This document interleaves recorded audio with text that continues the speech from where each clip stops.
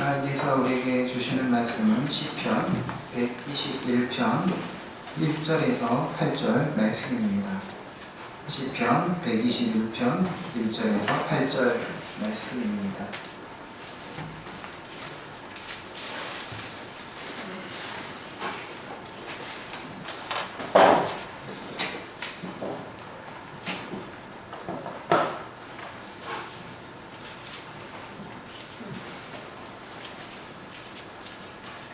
내가 산을 향하여 눈을 들리라. 나의 도움이 어디서 올까?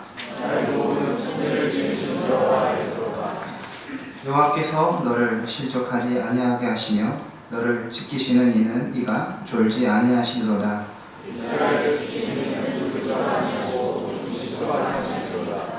여호와는 너를 지키시는 이시라. 여호와께서 내 오른쪽에서 내 그늘이 되시나니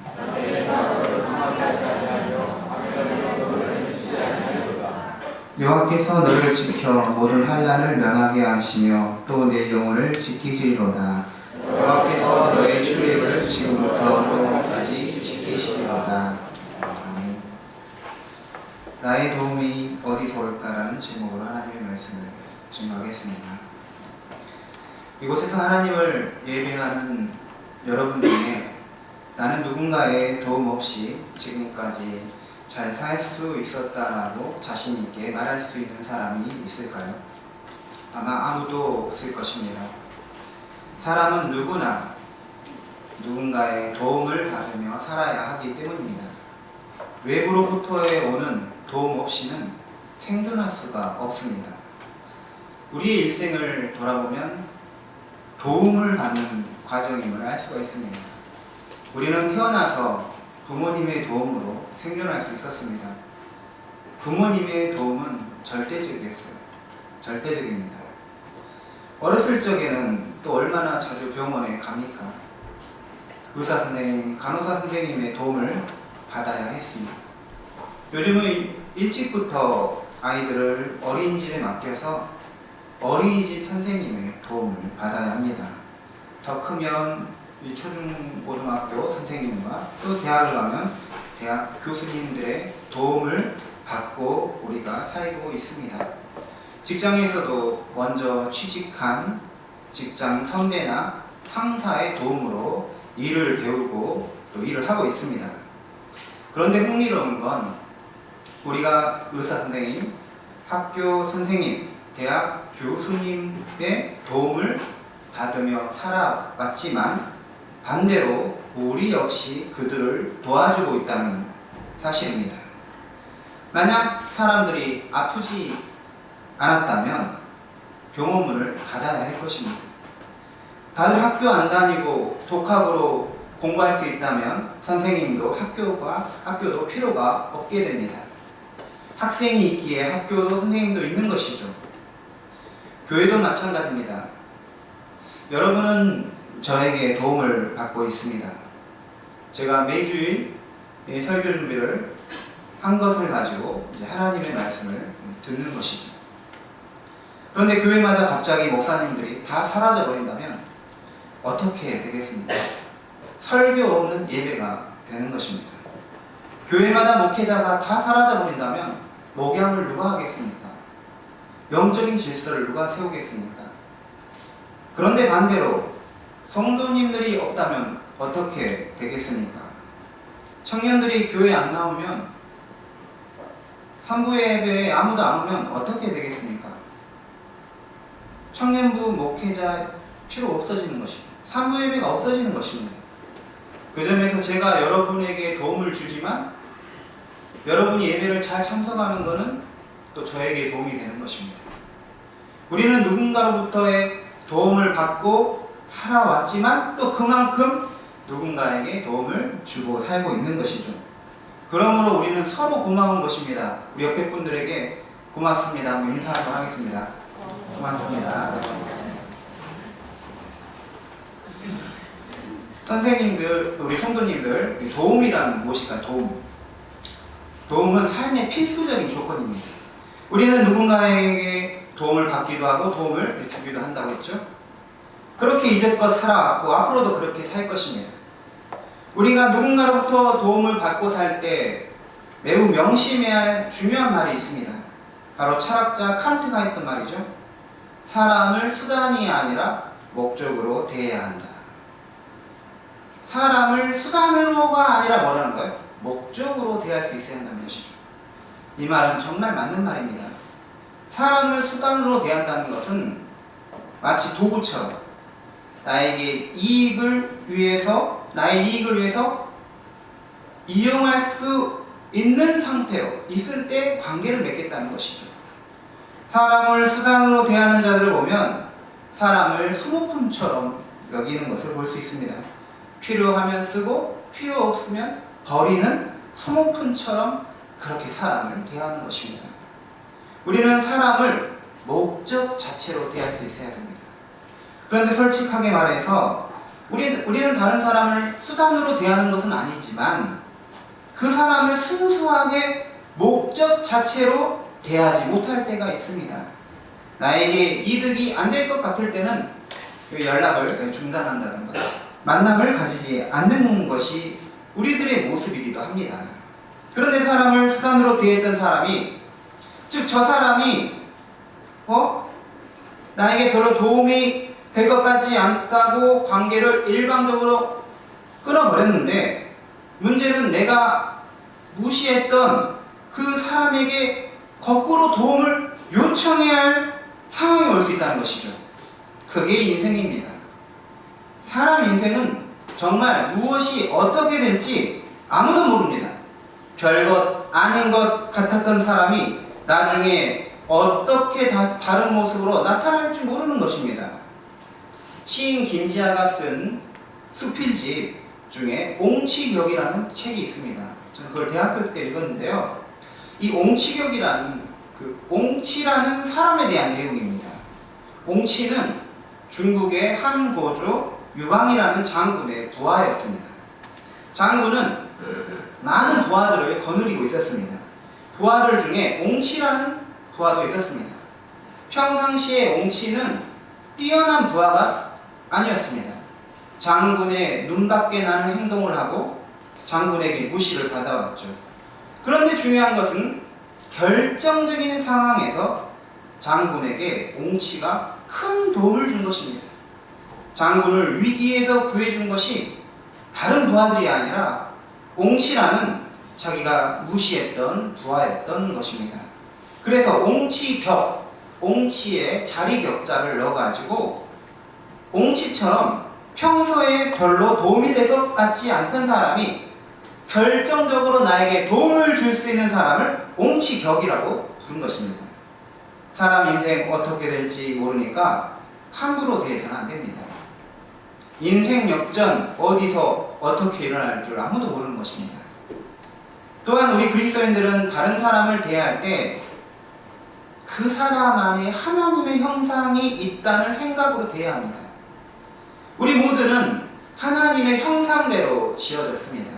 그런데 아담이 타락하면서 이 형상이 심하게 훼손되고 많은 부분에서 지워져 버렸습니다. 그런데 그렇다고 해서 사람들 안에 하나님의 형상이 완전히 사라진 건 아닙니다. 우리가 그리스도인이 된다는 것은 잃어버렸던 하나님의 형상이 다시 회복이 되는 것을 말합니다. 하나님의 형상이란 무엇일까요? 마치 거울과 같은 것입니다. 거울을 보면 거울이 우리의 얼굴을 비추듯이 내가 하나님의 형상을 담고 있다면 내가 누구를 비추어야 되는가요? 하나님의 모습을 비추는 것이 내가 하나님의 형상으로 지어졌다는 것을 말하는 것이죠. 그렇다면 하나님의 형상은 우리 그리스도인들만 가지고 있는 것일까요? 꼭 그런 것은 아닙니다. 모든 사람에게 하나님의 형상이 있기 때문이죠. 아담이 범죄한 후에 노아가 노아 홍수에 들어갔다가 나왔을 때 하나님이 노아에게 이런 말씀하십니다. 창세기 9장 6절이죠. 다른 사람의 피를 흘리면 그 사람의 피도 흘릴 것이니 이는 하나님이 자기 형상대로 사람을 지으셨음이니라, 이렇게 말합니다. 그러니까 타락 후 인간에게도 뭐가 있다는 거예요? 하나님의 형상이 있다는 것입니다. 여기서 인간에게 있는 타락 후에 교회를 다니지 않는 사람에게도 있는 하나님의 형상은 존재론적인 형상입니다. 말하자면 보편적으로 모든 인간이 지니고 있는 것이라는 것입니다. 그게 바로 무엇일까요? 존엄성이죠. 인간의 존엄성. 다른 동물과 구별하게 하는 인간만이 그런 영적 존재, 이런 것들이 바로 하나님의 형상인 것이죠. 그래서 우리 그리스도인들은 인종과 나라와 종교와 정치색을 떠나서 모든 사람을 하나님의 형상을 가진 존귀한 자로 대할 수 있어야 하는 것입니다. 다른 사람을 사탄의 자식처럼 그렇게 막 생각해서는 안 되는 것이죠. 그러므로 우리가 다른 사람에게 상처를 주고 마음을 아프게 하고 그런 것은 하나님을 함부로 대하는 것과 같다라고 생각을 해야 하는 것입니다. 오늘 시편 121편 말씀은 한 가지 질문으로 시작합니다. 우리 1절 말씀 다시 한번 같이 읽겠습니다. 시작. 내가 산을 어디서 올까? 네, 1절만 읽으세요. 방금 말한 것처럼 우리는 부모님을 포함해서 주변 사람들 모두에게 직간접적으로 많은 도움을 받고 살고 있습니다. 그런데 그 도움이 진정한 의미에서 도움은 아닌 것입니다. 제가 어렸을 적에 부모님의 도움, 어머님의 도움이 절대적으로 필요했습니다. 어머니 없으면 살 수가 없어요. 엄마가 집 나간다는 말이 세상에 제일 무서운 말이었어요. 그런데 막상 제가 부모가 되니까 아이들에게 부모님의 도움이 절대적 도움이 될 수 없다는 사실을 깨닫게 됩니다.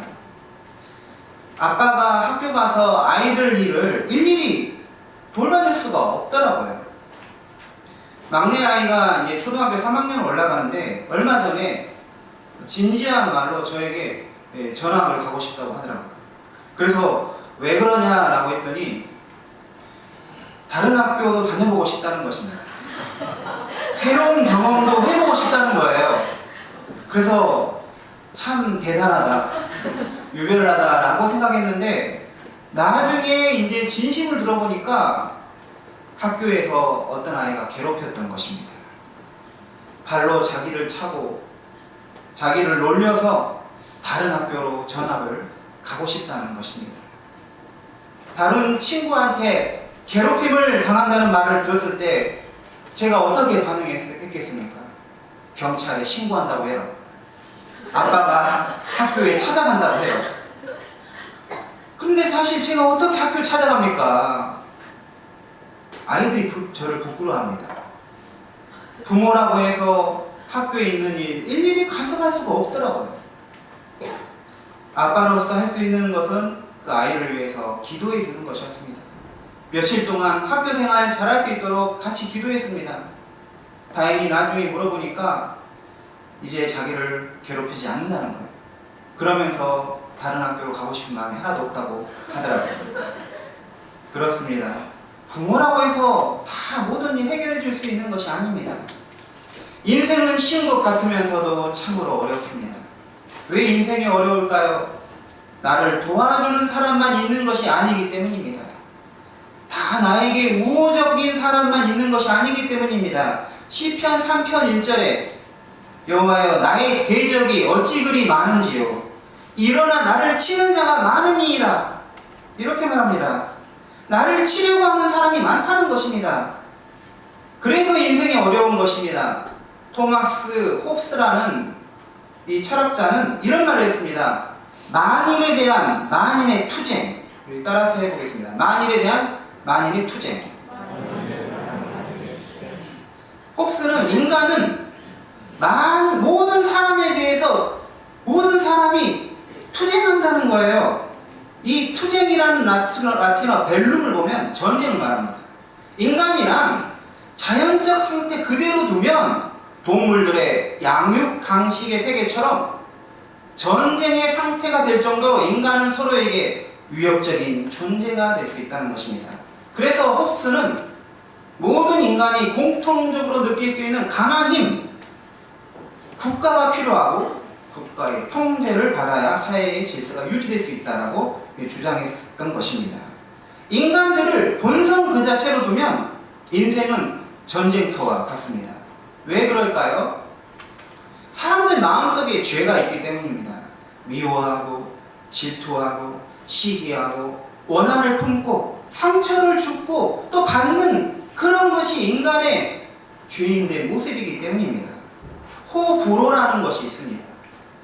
호라는 것은 나를 좋아하는 사람이겠죠. 그런데 불호, 나를 좋아하지 않는 사람도 있습니다.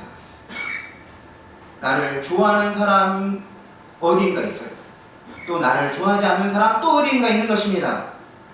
게다가 좋아했다가 싫어할 수도 있습니다. 모든 사람이 100% 나를 좋아한다? 이건 사실상 불가능합니다. 예수님에 대해서도 호불호가 있었습니다. 예수님을 사랑하고 따르는 사람들이 있었습니다.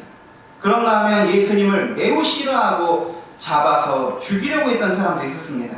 예수를 십자가에 못 박으라고 말했던 사람들도 있었습니다. 그런데 예수님을 사랑했던 사람들이 나중에 마음을 바꾸어 예수를 죽이려고 했던 것이죠. 가룟 유다는 예수님을 좋아하고 그를 따랐습니다. 하지만 나중에 돈을 받고 예수님을 팔아버린 걸 볼 수 있습니다. 모든 사람이 내 편이다. 모든 사람이 나를 좋아했으면 좋겠다. 이건 사실상 불가능하다는 것이죠. 인생이 어려운 것은 사람들이 나에게 대해서 호만 있는 것이 아니라 불호가 있기 때문입니다. 결정적일 때 내 편이 되지 않는 것이죠. 오늘의 동지가 내일의 적이 되는 것입니다. 그러므로 진정한 도움이 어디서 오는가를 깨닫는 것이 인생 성공의 비결입니다. 진정한 도움은 사람들에게서가 아니라 여호와 하나님에게서 온다는 것이 성경 전체의 메시지인 것이죠. 1절에서 내가 산을 향하여 눈을 들리라. 나의 도움이 어디서 올까라고 물었습니다. 일시적인 도움, 이따가 사라져버리는 도움이 아니라 항상 나를 위하는 도움, 항상 나에게 호망 가지고 있는 진정한 도움이 어디서 오냐는 것이죠. 2절을 보면 나의 도움은 천지를 지으신 여호와에게서더라 라고 담하고 있습니다. 시인은 나의 도움이 어디서 오냐라고 질문을 하고 나서 2절부터 마지막 8절까지 그 질문에 답을 하기 시작합니다.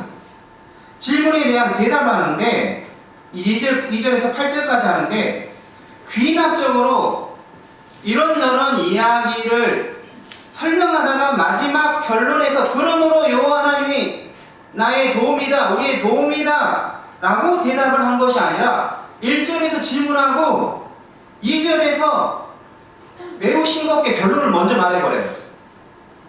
이것은 우리가 이제 글을 읽을 때, 글을 쓸 때 두 가지 방식으로 글을 씁니다. 귀납적으로 글을 쓰는 게 있고 연역적으로 쓰는 게 있죠. 이건 뭘까요? 연역적 글쓰기인 거죠. 그래서 이 논문가 같은 그런 걸 읽어보면 저 같은 경우는 어떻게 읽냐면 결론을 읽습니다. 먼저 결론을 읽어요. 결론을 읽으면 어떤 논문은 결론에서 자기가 말하고자 핵심을 딱 드러내줘요. 그러면서 본론까지 읽고 싶은 마음을 불러일으키는 것이 있습니다. 그게 좋은 논문입니다. 그게 제가 좀 그런 방식으로 쓰려고 합니다. 네. 어쨌든. 네. 근데 어떤 논문은 논문을 읽을 때 도대체 결론이 안 나와요. 뭘 말을 하고 싶은지 모를 때가 있어요. 그런데 오늘 이 말씀은 나의 도움은 천지를 지으신 여호와에게서라 라고 먼저 결론을 내버리는 것이죠. 연역적 글쓰기이죠. 왜 이렇게 빨리 결론을 말했을까요? 나의 도움이 어디서 오는지가 너무나 명명백백했기 때문이죠. 자명한 것이라는 거예요. 애둘러서 말할 필요가 없었던 것입니다. 내가 산을 향하여 눈을 들고 나의 도움이 어디서 오는지 질문했습니다. 여기 독특한 표현이 나옵니다. 산을 향하여 눈을 든다는 표현입니다. 우리가 사는 도시에는 산이 거의 없습니다. 산을 보려면 서울을 벗어나야 되겠죠. 그런데 우리가 멀리 있는 산을 보면 어떻습니까? 어떤 마음이 듭니까?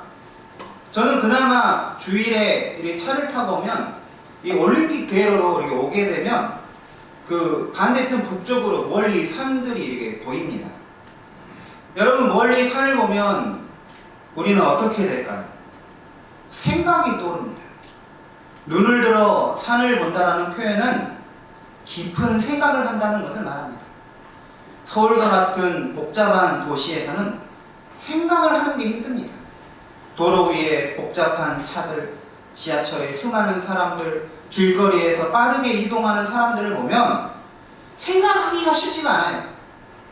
생각이 잘 나지가 않아요. 물론 그 속에 있어서 생각을 할 수 있습니다. 그런데 그런 생각이랑 매우 단편적이고 수준 낮은 생각인 것이죠. 오늘 저녁에 뭐 먹을까? 내일 누구랑 놀까? 제가 유학을 하는 동안에 3년 동안 그 박사 논문을 쓰면서 거의 매일 아침 이제 7시에 정도에 일어나서 조깅을 1시간 정도 했습니다. 비가 오지 않는 한 조깅을 대부분 하려고 했습니다. 그때 이 조깅 코스가 참 아름다웠어요. 정말 낭만적이에요. 그 강길 옆으로 이 조깅 트랙이 쫙 나 있는데 그 아침 햇살, 그리고 강에서 그 햇살이 비치면서 나는 그 아름다움, 또 나무가 이렇게 풍성하게 있으면 그 사이를 이렇게 조깅을 하면 막 생각이 저절로 떠오르는 거예요. 어제 썼던 논문이 막 떠오르는 것이죠.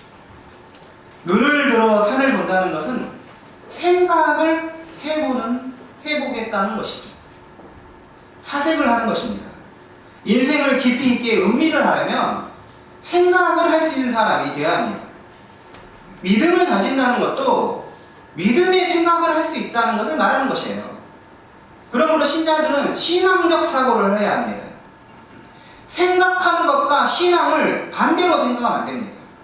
데카르트가 했던 유명한 말이 있죠. 고기토 에르고 숨, 불어는 주뻥 스동구 주시. 나는 생각한다, 고로 존재한다. 데카르트는 인간의 정체성을 생각하는 주체, 생각하는 자라고 보았던 것이죠. 그런데 꼭 사람만 생각할 수 있는 건 아닙니다. 동물들도 나름 생각하는 줄 아십니까? 주인도 알아보잖아요. 그들도 그를 나름대로 생각을 합니다. 그런데 인간과 동물 둘 다 생각을 하지만 이들 사이에 결정적 차이가 있습니다. 그게 뭘까요? 동물은 생각은 하지만 인간은 생각하는 걸 생각할 수 있어요. 이 뭔 말인지 알겠어요? 내가 생각하고 있다는 것을 뭐 할 수 있어요? 생각할 수 있습니다. 이게 바로 반성의식이죠. 밖으로 향하던 사고가 다시 나에게 들어올 수 있는 것이죠. 제가 여기서 설교를 몇 년 동안 하면서 아주 가끔 이럴 때가 있습니다. 설교를 하면서 동시에 제 머릿속에서 나는 설교를 하고 있구나 를 생각하고 있는 거예요. 그렇게 됩니다. 네. 우리가 이 스마트폰이나 여러 미디어의 매체들, 다양한 어플들을 가지고 사용하다 보면 생각을 하는 게 힘든 것이 사실입니다. 영상이 생각을 막을 수가 있다는 것이죠. 성경도 이 어플로 보면 생각이 잘 안 됩니다. 저한테 뭐라고 하면 안 돼요. 나이를 먹어서 그런다. 이렇게 생각하면 안 되고, 이 성경을 말씀으로, 인쇄된 종이로 봐야지 통전적으로 볼 수가 있어요. 말씀. 앞뒤 구절, 전체 장, 이 앞뒤로 다 볼 수 있어요. 생각이 더 나아요. 근데 어플은 한 어떤 구절, 짧은 구절밖에 볼 수가 없습니다. 그러므로 우리 성경책을 꼭 다니고 예배에 오시기 바랍니다. 종이 성경, 우리 정말 이 프린트된, 인쇄된 성경을 사랑해야 돼요. 어플에 있는 성경은 사실은 성경이 아닙니다. 성경은 헬라어로 보면 책이라는 뜻이에요. 어플은 뭡니까? 위급상, 응급상 때 꺼내야 됩니다. 항상 성경책을, 종이 성경책을 두고 다녀야 되는데 갑자기 내가 성경책을 깜빡 잊고 온 거예요. 그럴 때 꺼내는 것이지, 항상 우리는 종이 성경을 읽으면서 믿음 생활할 수 있어야 되는 것입니다. 여러분, 2019년 생각하며 사는 한 해가 되시기 바랍니다. 인문학 서적도 읽고 성경도 자주 읽고 머리 아프다고 이성을 안드로메다로 보내지 말고 현실 속에서 이성을 최대치로 사용하시기 바랍니다. 그런데 우리의 생각은 어디로 향해야 할까요? 바로 하나님입니다. 하나님과 관계된 영적인 것을 생각할 수 있어야 돼요. 우리 이성을 주신 것은 하나님을 생각하게 하기 위한 것이죠. 하나님을 생각하는 학문이 바로 신학입니다. 교인들도 신학을 할 수 있어야 합니다. 대부분의 그리스도인들은 신학이라는 것은 목사님 될 사람, 목사님들만 하는 것으로 잘못 생각하는 경향이 있습니다. 루터는 모든 그리스도인은 신학자라고 말했습니다. 하나님에 대해서 무엇인가 생각하는 사람은 이미 신학자인 것이죠. 내가 산을 향하여 눈을 들리라. 나의 도움이 어디서 올까? 산을 향하여 눈을 들고 사색을 하는데 그 사색이 나의 도움에 대한 주제로 넘어가는 걸 볼 수 있습니다. 그런데 나의 도움이란 결국 하나님이신 것이죠. 신앙인이 이성을 가지고 하나님을 생각하는 것 자체가 신학입니다. 나의 도움이 어디서 오나? 시편 저자는 바로 말합니다. 나의 도움은 천지를 지으신 여호와에게서 오로다. 주저하지 않고 바로 말한다는 것은 무엇입니까? 확신이 있다는 것이죠. 하나님에게 도움을 받아온 사람이라면, 그것을 경험하여 맛본 사람이라면 자신 있게 주저함 없이 하나님이 나의 도움입니다 라고 천명할 수 있는 것입니다. 그리고 이제 3절부터 8절까지는 왜 여호와 하나님이 나의 도움이신지를 구체적으로 말합니다. 우리 3절 4절 같이 읽도록 하겠습니다. 여호와께서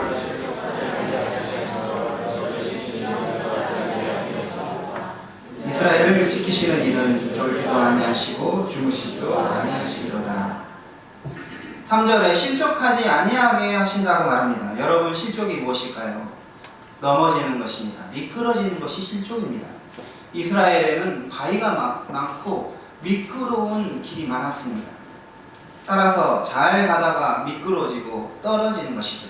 그로 인해 죽거나 크게 다치거나 상처를 입는 것이 실족하는 것입니다. 인생이 참으로 어려운 것은 잘 가다가 갑자기 무슨 일이 터지면서 실족해 될 수 있기 때문에 어려운 것입니다. 아무리 우리 인생을 스스로 주의하고 조심한다고 해도 갑자기 미끄러지는 것은 피하기가 힘든 것입니다. 중요한 것은 하나님이 우리를 실족하도록 내버려 두시지 않으신다는 것이죠. 하나님이 왜 우리의 도움이 되신다고 확실하게 우리가 말할 수 있을까요? 그것은 하나님이 우리를 지키시기 때문입니다. 이 짧은 시편 121편에서 지키신다라는 표현이 6번 나옵니다. 3절에서 보면 너를 지키시는 이가, 4절을 보면 이스라엘을 지키시는 이는, 또 5절에 여호와는 너를 지키시는 이시니라, 또 7절에 여호와께서 너를 지켜 내 영혼을 또 지키시리로다. 8절에 지금부터 영혼까지 지키시리로다. 하나님이 우리의 진정한 도움이 되실 수 있는 이유는 그가 우리를 지키시기 때문입니다. 게다가 하나님은 졸지도 주무시지도 않으면서 우리를 지키실 수 있는 것입니다. 사람은 다른 사람에게 도움이 되고 다른 사람을 지켜주고 싶어도 능력의 한계가 있습니다.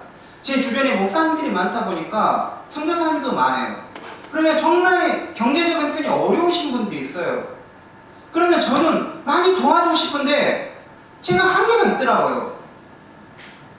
인간은 유한한 존재입니다. 그러므로 다른 사람을 돕는 데에 마음을 또 주고 싶지만 매우 안타깝지만 한계가 있는 것이죠. 우리를 대적하는 자들은 어디에나 있는 것입니다. 특히 우리를 대적하는 자, 사탄 마귀는 항상 우리 곁에 가까이 있으려고 합니다. 우리를 영적으로 무너뜨리고 우리를 온갖 유혹으로 미혹하려 합니다. 영적으로 미혹되어 넘어지는 자들이 정말 불쌍한 자들이에요. 믿음 생활하는 것도 잘해오다가 미혹돼가지고 다 미끄러지는 사람들이 있는 것이죠. 우리를 모든 영적 싸움에서 승리하게 할 수 있도록 하나님께 우리는 기도해야 합니다. 하나님 저를 붙들어 주십시오. 우리는 세상에 살면서 우리를 힘들게 하는 사람을 만날 뿐만 아니라 우리가 해결해야 할 과제들이 또 있습니다. 이런 것들이 우리 자신을 매우 어렵고 힘들게 만드는 것이죠. 기말고사를 봐야 한다든가, 어떤 시험에 통과해야 한다든가, 재정적인 압박을 받는다든가, 가정사에 문제가 있다든가, 어떤 실수로 큰 위기를 겪는다든가 할 수 있는 것이죠. 하나님이 도와주셔야 사는 것이 한두 번이 아닌 것입니다. 오늘 말씀 6절에 낮의 해와 밤의 달을 이야기했습니다. 대낮에 우리를 위협하고 밤에도 위협한다는 것을 표현하기 위해서 낮의 해와 밤의 달이라는 말을 사용했습니다. 낮의 해와 밤의 달로 대변되는 원수와 대적이 우리를 해치려고 하는 것을 하나님이 막아주신다는 것입니다. 우리 교회는 정말 평안하고 정말 좋은 교회, 성도님들도 너무 좋은데 제 주변에서 말을 들어보면 온갖 분쟁과 어려움 가운데 있는 교회들이 많더라고요. 여러 개로 나눠진 게 아니라 딱 두 갈래로 막 나눠지는 경우가 있습니다. 그러면 서로 자기가 옳다는 거예요. 근데 참 이게 놀라운 것은 이 사람 A라는 말 들어보면 A 말이 옳은 것 같고 B라는 말을 들으면 B라는 말이 옳은 것 같아요. 그래서 내 말이 옳다는 거를 주장하고 싶죠. 그런데 그게 중요한 게 아닙니다. 하나님이 누구 편이냐가 중요한 거예요. 집에서 아이들끼리 싸울 때 누가 옳고 그러냐를 막 말하는 거예요. 저에게 셋 다 와가지고 다 논리가 팽팽합니다. 그런데 아빠가 누구의 편을 들어주시느냐, 거기에 승패가 갈리는 것입니다. 네가 잘못했어 하면 잘못한 거예요. 독재라고 생각하면 안 됩니다. 하나님이 누구를 위하시느냐, 여호와 하나님이 누구의 편이 되시느냐가 모든 싸움의 종지부를 찍는 것입니다. 하나님 내 편이 되십시오. 되어주십시오. 그런 마음이 우리에게 필요하고 실제로 하나님이 내 편이 되도록 그런 믿음의 삶을 우리가 살아야 하는 것입니다. 우리가 하나님 말씀 거역하고 하나님 말씀대로 살지도 않으면서 하나님 내 편이 되십시오. 이거 말이 안 된다는 것이죠. 우리는 2018년을 은혜 가운데 무사히 잘 마칠 수 있었습니다. 이것에 대해서 하나님께 무한한 감사를 드려야 합니다. 그런데 우리가 2018년을 무사히 잘 마쳤다고 2019년까지 무조건적으로 무사히 잘 지낼 수 있는 것은 아닌 것이죠. 우리의 인생을 내 깨와 내 지혜와 힘으로만 세우려 했다가 어떤 문제가 다시 생길 줄 모르고 위기에 치달아 실족할 수 있기 때문입니다. 누가 낮의 해가 되고 누가 밤의 달이 되어서 나를 해치려 할지 모르기 때문입니다. 이 점에서 낮의 해와 밤의 달이 나를 해치지 못하게 하는 나의 도움이 어디서 오는지 다시 우리의 마음과 입술로 진실하게 고백할 수 있어야 됩니다. 2019년 한 해 공부도 열심히 해야 합니다. 돈도 열심히 벌어야 합니다. 사람들도 열심히 만나야 합니다. 그런데 가장 중요한 것은 우리 모든 인생사를 이끄시고 돌보시는 하나님 없이 우리는 하루아침에 나락으로 떨어질 수 있는 그런 연약한 존재임을 인식하고 우리의 참 도움이 되시는 하나님을 의지하고 신뢰해야 합니다. 그런 2019년이 되어야 하는 것이죠. 시편 146편에서 말합니다. 귀인들을 의지하지 말며 도울 힘이 없는 인생도 의지하지 말지니 그의 호흡이 끊어지면 흙으로 돌아가서 그날에 그의 생각이 소멸하리로다. 야곱의 하나님을 자기의 도움으로 삼으며 여호와 하나님에게 자기의 소망을 두는 자는 복이 있도다. 사람은 사람에게 진정한 도움이 되지 못합니다. 일시적인 도움이 될 줄 모르지만 참 도움이 될 수가 없는 것이죠. 2019년 야곱의 하나님으로 자기의 도움을 삼고 승리하는 한 해가 모두가 되시기를 바랍니다. 기도하겠습니다.